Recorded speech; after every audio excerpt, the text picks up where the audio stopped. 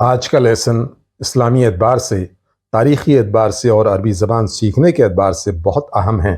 اس lesson کے بارے میں آپ اپنی رائے ضرور لکھ کر بھیجیں، اسے لائک کریں اور سبسکرائب بھی۔ میں عربی کے جملوں کو 2 بار پڑھوں گا، صحیح تلفظ کے ساتھ اور ادائیگی کے ساتھ۔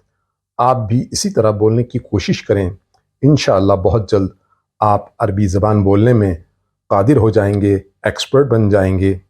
اب ہم اپنے لیسن کا آغاز کرتے ہیں۔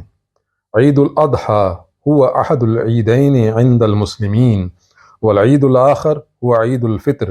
عيد الأضحى هو أحد العيدين عند المسلمين والعيد الآخر هو عيد الفطر۔ عید الاضحیٰ مسلمانوں کی 2 عیدوں میں سے ایک ہے، دوسری عید الفطر ہے۔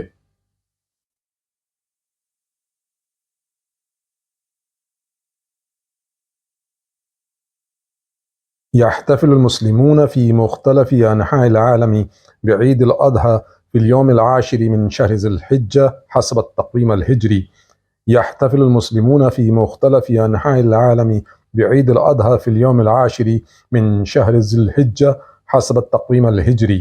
دنیا بھر کے مسلمان ہجری کیلنڈر کے مطابق ذوالحجہ کی مہینے کی 10ویں تاریخ کو عید الاضحیٰ مناتے ہیں۔ يعد هذا العيد أيضا ذكرى لقصة إبراهيم عليه السلام عندما رأى رؤيا. يعد هذا العيد أيضا ذكرى لقصة إبراهيم عليه السلام عندما رأى رؤيا۔ یہ عید ابراہیم علیہ السلام کے قصے کے بارے میں بھی بتاتی ہے جب انہوں نے ایک خواب دیکھا۔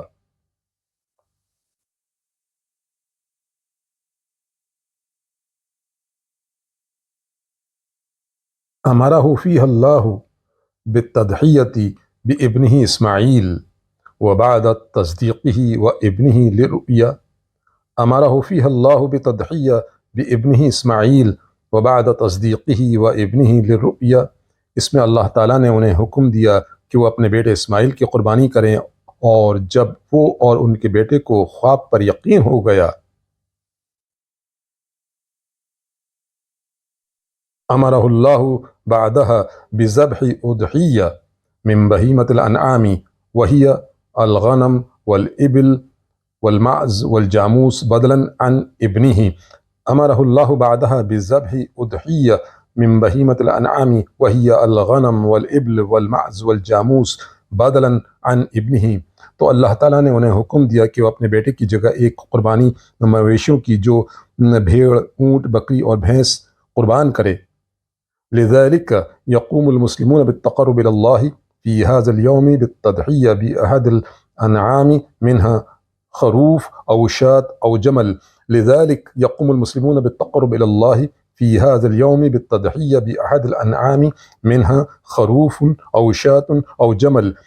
لہذا مسلمان اس موقع پر بھیڑ، بکری یا اونٹ میں سے کسی ایک جانور کی قربانی کر کے اللہ کا قرب حاصل کرتے ہیں۔ وتوزيع لحم الأضحية على الفقراء والأقارب وأهل بيتهم. وتوزيع لحم الأضحية على الفقراء والأقارب وأهل بيتهم، اور قربانی کا گوشت غریبوں، رشتہ داروں اور گھر کے لوگوں میں تقسیم کرتے ہیں۔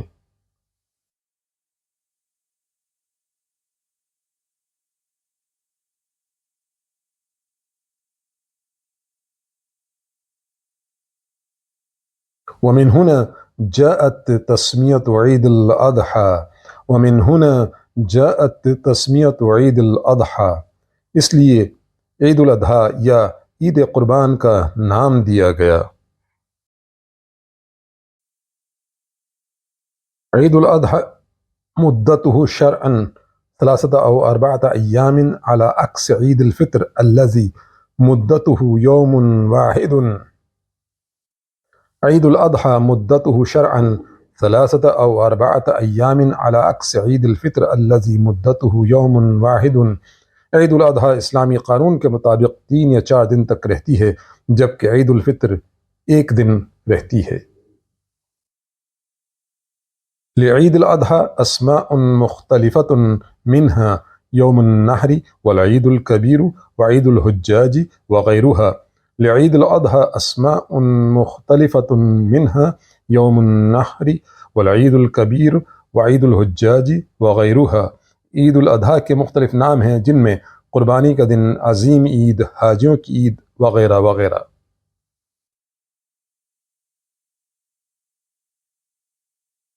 وتتسم أيام العيد بالصلوات وذكر الله والفرح والعطاء والعطف على الفقراء. وتتسم أيام العيد بالصلوات وذكر الله والفرح والعطاء والعطف على الفقراء. عید کے ایام دعاؤں، اللہ کی یاد، خوشی، قربانی اور غریبوں کے لیے ہمدردی کے ساتھ منائے جاتے ہیں۔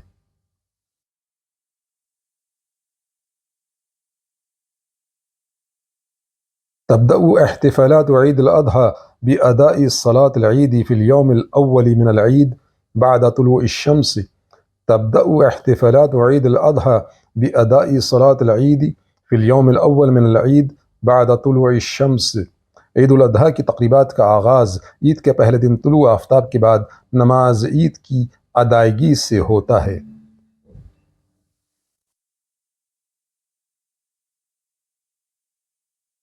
عيد الأضحى يستمر 3 أو 4 أيام وتصلى صلاة العيد في مصليات خارج المساجد.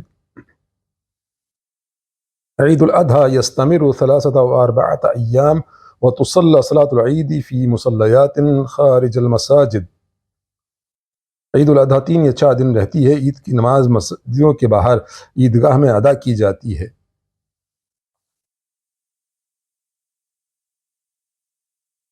كما أنها تجوز داخل المساجد، كما أنها تجوز داخل المساجد، مساجد کے اندر بھی جائز ہے۔